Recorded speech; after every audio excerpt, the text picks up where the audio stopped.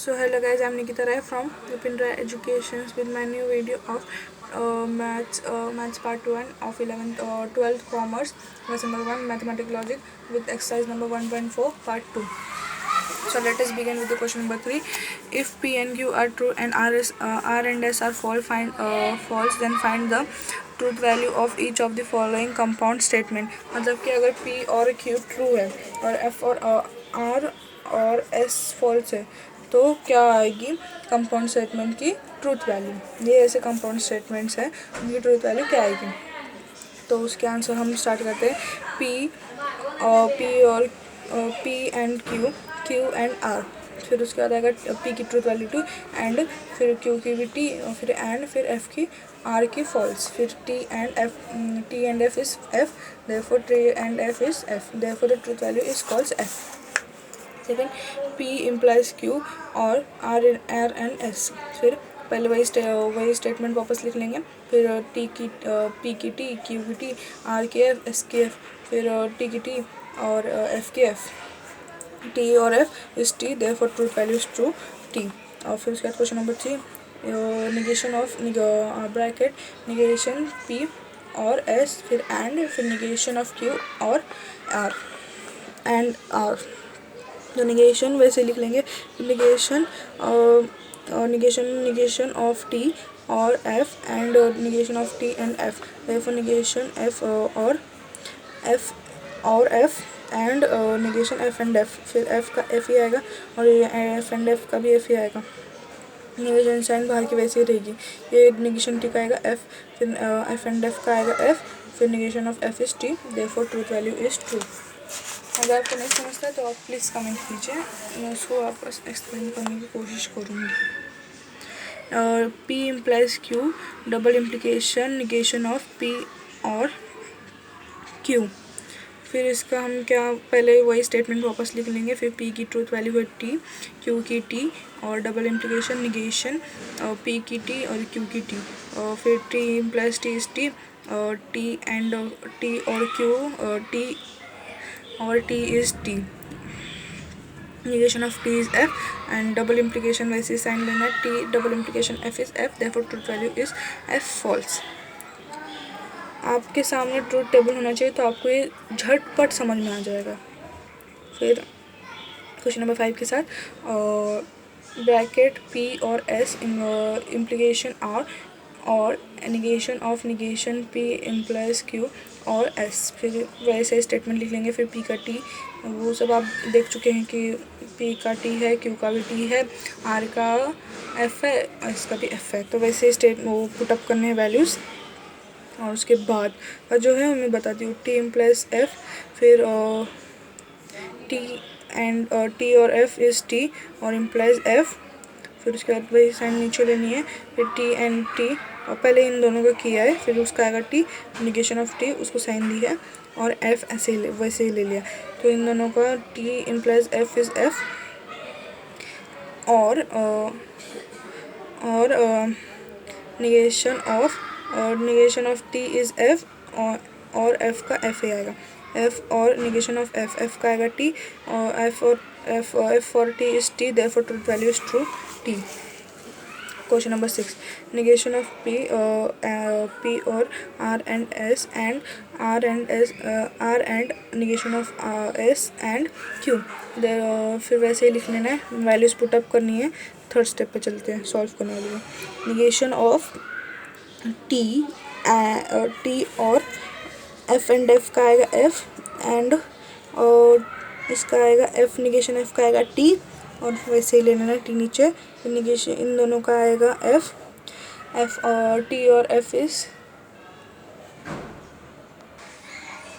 Negation of T और F आएगा T और फिर उसके बाद एंड F आएगा, F एंड T आएगा F और एंड T ऐसे ही आ जाएगा नीचे. Negation of T is F and इसका T एंड T का आएगा F एंड T का आएगा F. फिर T and negation of T का आएगा F and F is F, therefore truth value is false F. Let us begin with the question number 4.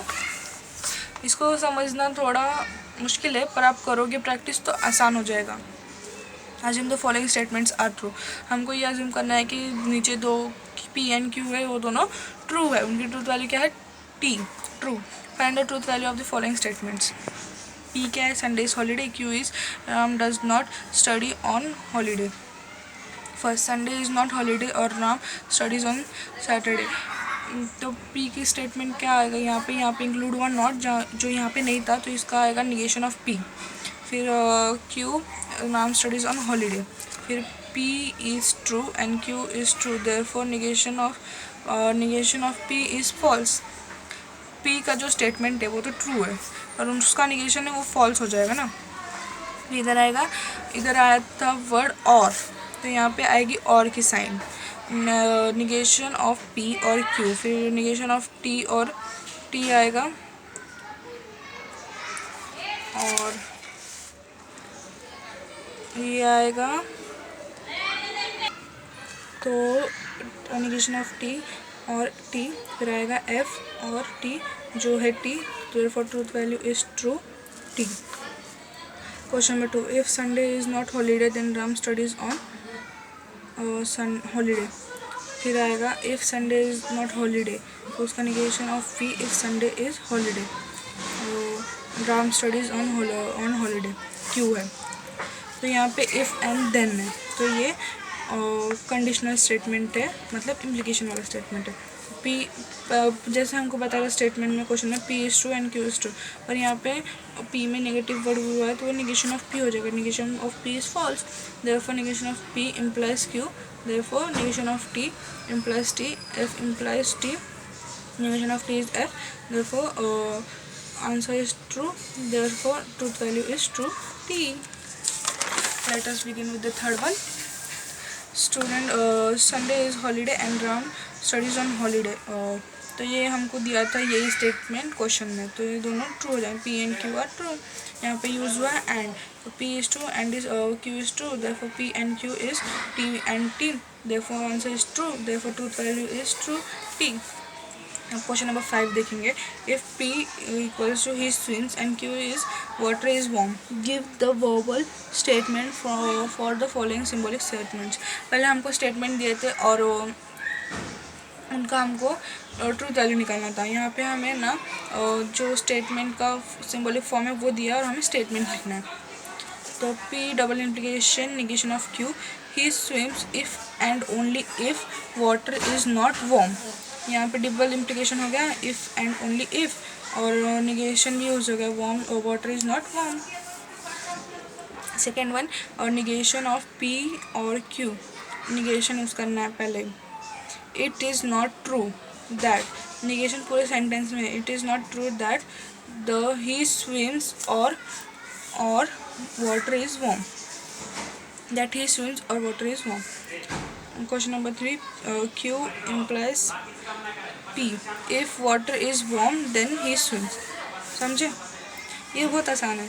और Q and negation of P, water is warm and he does not swim।